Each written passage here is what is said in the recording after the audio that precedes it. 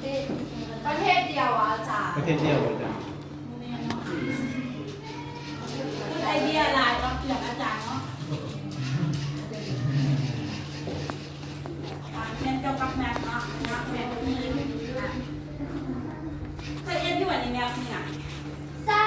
แล้วแต่อาจารย์ เอาไปอย่างตัวใส่ เพราะอันนี้แผ่นที่เดียวเลยใส่กัน แม่ตัวบอก เพราะว่ามันมีหลายแผนที่ ลองใส่เอง จะมาบนก้นขนาด แผ่นที่เดียว โอ้ยเดี๋ยวอะไรอย่างเราพูดไปแล้ว ก่อนทำเรียนมาเข้าถึงคำศัพท์โวแคบูลารีเนาะอาจารย์จะโซ่ผู้ไปเบิร์นกันเนาะว่าแผนที่นี้มีประเทศใดแน่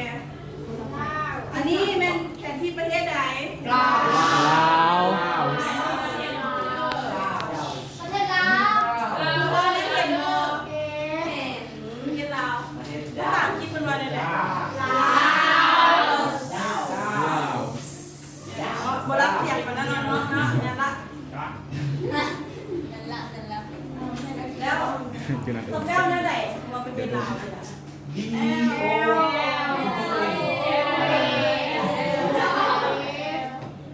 ป้าอาจารย์จะได้ ครับ